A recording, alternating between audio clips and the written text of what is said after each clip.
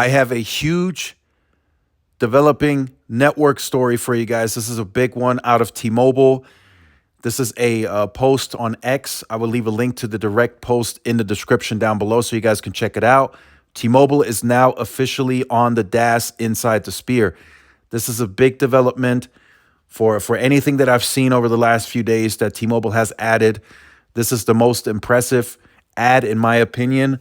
It's a big deal for T-Mobile now because of the sponsorship for Formula One, but also for any event that's going to take place at the Sphere in the future. And there's going to be some concerts and probably boxing matches that are going to take place there. So this is a big deal overall. And for now, it's only going to be Verizon and T-Mobile. AT&T has not made any attempts to get in on the DAS system inside the Sphere. So this is a big development, in my opinion. It wasn't hard to figure out that T-Mobile was going to add other temporary solutions. Of course they were. They were going to add the cell on wheels or cows, as they call them. They were going to do that anyway. And all other providers have done the same. AT&T and Verizon have added cows as well. That's just a lot of traffic in one area that you have to carry on your existing permanent network. So you got to add temporary solutions that can offload and that can handle all that traffic, plus all of the other tourists that are still going to be in and around the area that are not taking part in the race itself. They're still going to be they're right on the strip, so you still got all the hotels, you still have everything else that's around there that's going to be, actively being used. So you have to have offloading traffic for people specifically at the race. So I guarantee you there's some of the cell on wheels that are just directly pointed at the stands of where the race is going to take place. And T-Mobile being the sponsor, they have to take on a lot more than just the traffic. Like T-Mobile is going to be running with advanced network solutions. They're going to be hosting 100 point of sale systems on network slicing. So the network has to be in top shape to handle all that traffic. There's probably going to be some workers there at the race that are going to be using T-Mobile. Maybe some of the race car drivers, they might be using T-Mobile.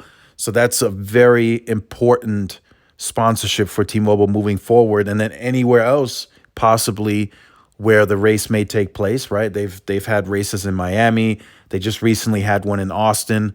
That could be another opportunity for T-Mobile to be a sponsor there as well, depending on how well this goes at the Vegas race.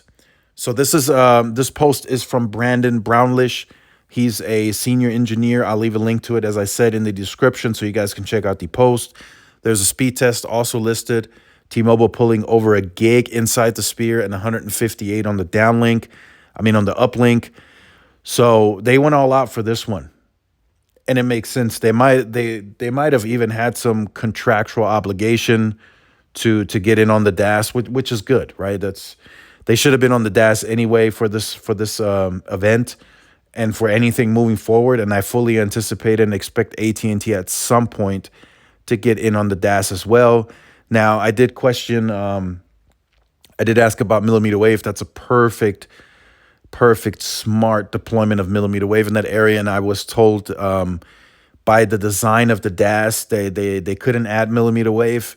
And I think it's the same for Verizon as well. From what I was told, Verizon also not using millimeter wave on the DAS system inside the Sphere. It's all C-band and N41 for T-Mobile and the C-band for Verizon. So just wanted to share that with you guys. I think that's the biggest development.